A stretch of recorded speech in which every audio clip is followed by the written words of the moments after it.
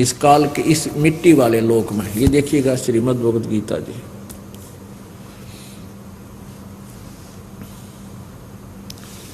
और गीता प्रेस गोरखपुर से प्रकाशित है। जयदयाल गोविंद का इसके अनुवादक हैं, जयदयाल गोविंद का। और यहाँ देखो इसके अध्याय नंबर 15 के श्लोक नंबर 16-17 में आपको दिखाते हैं।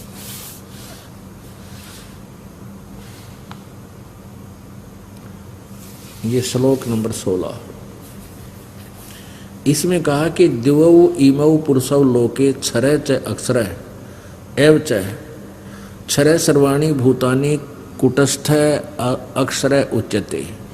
इसका सीधा सा अर्थ है इमौ लोके, इस मिट्टी पृथ्वी वाले लोक में, यानी सरपुरुष और अक्षर पुरुष के लोक में, ब्रह्म और परब्रह्म के लोक में, दिवौ यानी दो, इमौ माने इस, लोके माने लोक में, दिवौ माने दो, पुरुषों माने पुरुष, दो भगवान हैं, एक क्षर पुरुष एक अक्षर पुरुष। क्षर पुरुष ये ब्रह्म है, अक्षर पुरुष ये परब्रह्म है। एवं और इसी प्रकार इन दोनों के लोकों में, मिट्टी वाले लोक कहलाते हैं, नासवान लोक हैं। सर्वाणी भूतानी, ये सभी स्थूल शरीर युक्त जितने प्राणी हैं वो सब नासवान है। अक्षर माने नासवान, और कटुस्थ माने आत्मा, जीवात्मा, अक्षर माने अविनाशी, उच्चते माने कही गई है, जिसका मरण ना हो। यह देखिए इन्हीं का अनुवाद। इस संसार में नासवान और अविनाशी भी ये दो प्रकार के पुरुष माने प्रभु हैं। ये दो प्रकार के इस संसार में नासवान और अविनाशी भी ये दो प्रकार के पुरुष माने दो प्रकार के भगवान हैं। इनको क्षर पुरुष और अक्षर पुरुष भी हम लिख सकते हैं। और संपूर्ण प्राणियों के शरीर तो नासवान है और जीवात्मा अविनाशी कहा जाता है। तो अंडरस्टूड है। अब 17वें में कहा कि उत्तम पुरुष तो अन्य, उत्तम पुरुष तो अन्य परमात्मा इति उदाहरते। उत्तम पुरुष तो ऊपर वाले जो 16वें श्लोक में वर्णित दोनों से कोई न्यारा है, अन्य है। उत्तम पुरुष तो अन्य परमात्मा इति उदाहरते है। ये लोकत्रयम् आविश्य विभर्ति अव्यय ईश्वर है। इन्हीं के शब्दों में अनुवाद देखिए।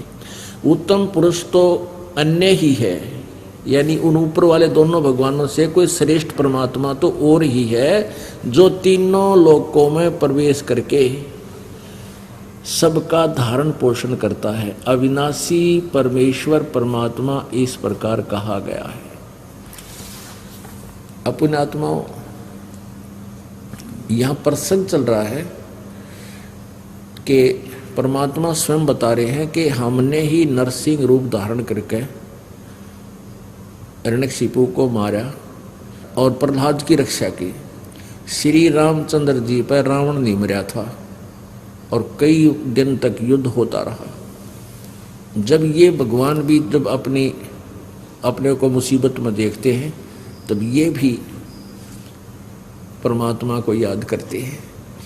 तो वो परमात्मा देखता है कि इनके पुण्य के आधार से फिर वो जाकर उनका धर्मी अधर्मी का भी सतर्क परमात्मा देखता है कि इसका दोष गना है, तो फिर वो उसी की रक्षा करता है जो निर्दोष होते हैं। तो परमेश्वर कबीर जी ने जाकर ही रावण के देखो सब लीला मालिक के हाथ में होती है। क्रिया करता दिखे राम, पहले राम वो धनुष था, सारे काम कर रहा था, कुछ नहीं कर पाया। अब ये कहने की बातें हैं कि विभीषण ने बता दिया कि उसकी नाभि में अमृत था, ये तो जाते बता दिया था विभीषण ने, और उसके बाद तो छक्के छुटा दिए थे रावण ने श्री रामचंद्र जी के। जब उसने याद किया कि कुकर मरा कसाई, सिर मारता हूँ तो कट जाता है और फिर उगाता है, और नाभि में ये तीर लगने नहीं दे रहा, वो भी बहुत बड़ा सूरवीर था। तब परमेश्वर कबीर जी ने आकर निशाना साधा, रावण दिखा था, राम चलाता और ठोक्या परमात्मा ने। यानी वो बाण, उसके बाण से राम के बाण को बचाकर नाभि तक पहुंचाना, यही क्रिया परमात्मा की थी। किसको क्रेडिट देंगे? पूर्ण परमात्मा को। न राम तो पहले मारे न था, लग गया को नहीं, छक लिया था उसके। तो यहाँ क्या कहते हैं, सोच छिदर मैं करूं अपने संता काज, अरण्यक से पूजो मार दो नरसिंह दर के साज। जो जन मेरे शरण है, ताका हूं मैं दास, और गेल गेर लाग्या परूं जब लग धरती आकाश।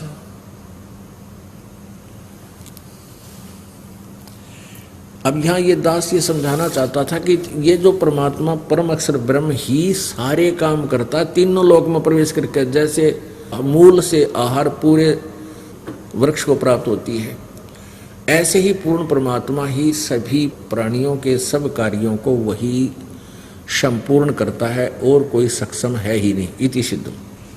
जहाँ जन की महिमा सोनो ताम, स्वर्ग पतालों सकल में आप कबीर है राम। नरसिंह होकर अवतरे प्रहलाद भगत के काम। जहाँ जन की महिमा सोनो ताम गवन करंत, वो तो नगर अमान है जहाँ मेरे प्यारे संत। आपने ऋग्वेद मंडल नंबर 9 और सूक्त नंबर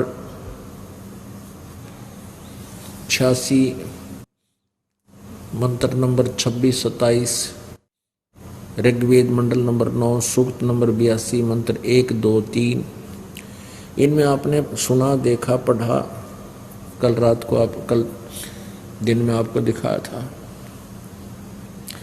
कि वो परमात्मा जहाँ भी धार्मिक अनुष्ठान यथार्थ भक्ति मार्ग जहाँ प्रचारित किया जाता है, कहते वो चलकर वहाँ शीघ्र बिजली जैसी गति से उस स्थान पर परमात्मा पहुँच जाते हैं और वहाँ पर विद्यमान रहते हैं। लेकिन हम नहीं देख सकते उस परमात्मा को, वो साकार होते हुए भी हमारी आँखों से ओझल होता है, क्योंकि उसको देखने के लिए हमें दिव्य दृष्टि की आवश्यकता होती है।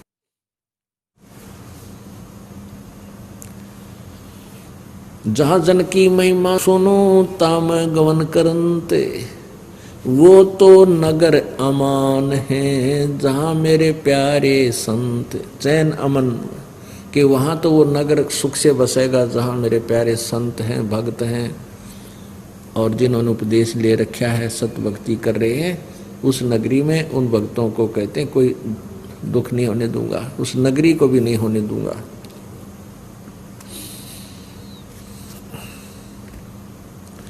साध साध सब कोई कहे, साध समुद्रों तीर, अवगत की गत को लखे, गए कबीर सुधा शरीर। संत सकल के मुकुट में साईं साध समान, बड़ भागी वे हंस हैं जिनकी संतों नाल पिछाण। संत सकल के मुकुट हैं साईं साधु जान, और बड़ भागी वो हंस हैं जिनकी संतों नाल पिछाण। क्या बताते हैं कि संत सकल के मुकुट हैं, शिरोधार्य हैं वो संत, मुकुट सिर पर रखा जाता है, कहते हैं यूं रखने जोगे हैं वो संत।